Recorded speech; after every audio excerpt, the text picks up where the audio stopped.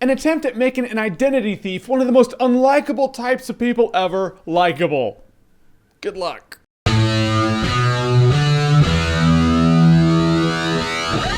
Identity Thief. So Identity Thief stars Jason Bateman. He gets his identity stolen by Melissa McCarthy. Now, in a whole roundabout kind of way, he's gonna go down to Florida where she is, and she's living it up with all his money and buying cars and a bunch of inanimate objects that people don't need, because that's what women do with money. And he's gonna bring her back to where he lives to serve up justice. So it's another road trip movie with two people who don't want to be with each other. I think Melissa McCarthy was really good in the movie. Jason Bateman's really good. I mean, Jason Bateman's really the same character in everything, which would almost get annoying if he wasn't so damn likable in a role like that. Except for Dodgeball, he was different in there. I think I speak for everyone when I say I'd like to see more roles like that for him. Get that hair. Jason Bateman in the new DBZ movie. Not really.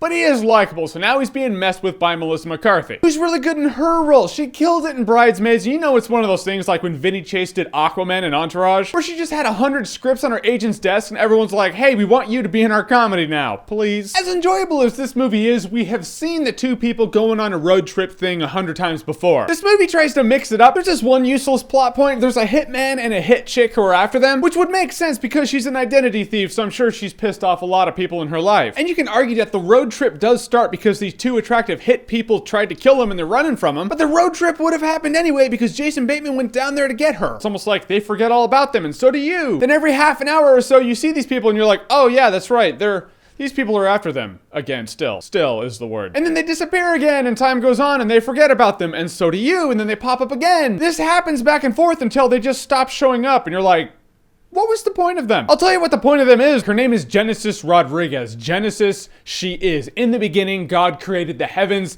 and the earth, heavens being this chick. She's really hot, like way hot. She was also in Last Stand, so it's almost like people are like, here, just put her in movies to play roles that no one really cares about. I mean, in Last Stand, she played a role that didn't matter either. I mean, you look at Due Date, Planes, Trains, and Automobiles, you can have an enjoyable road trip movie and not have someone chasing someone. It's almost like this director was like, no, we need that. We need it because we need to stand out. So we're gonna throw things in here that don't really matter and look really forced and don't fit worth shit. And then they'll just disappear like it was never there. Although this movie is a comedy, this movie does have deeper layers to it. There are some scenes with Melissa McCarthy and Jason Bateman where they're bonding and you're like, all right, I do empathize with a chick who steals people's identities and ruins their entire lives for a living in a weird way. That happened with this movie. Identity Thief is like this. It's enjoyable, it's funny enough, and serious enough to kind of be in the middle. It's not a complete laugh out loud comedy, but it's not a drama. It's an enjoyable enough movie. It has enough useless shit in the movie where it feels crammed. I mean, if the movie was about 20 minutes shorter, movie would be perfect, but it's 2 hours long because of the mobsters that are in the movie that don't need to be, or low-level mobster hit people, one of which is a hot chick. I will say Identity Thief is a good time, no alcohol required. Melissa McCarthy was good in the movie, Jason Bateman was good in the movie, they worked well together. It's just not good enough for me to say you need to see it now. Alright, so talking about forced plot points in movies, what is the most forced plot point in a movie that you've seen? Like, I say to you, forced plot point, didn't need to be in the movie. What do you think of? Whatever it is, comment below, let me know. And as always, if you like what you've seen here and you want to see more, click right here to see more.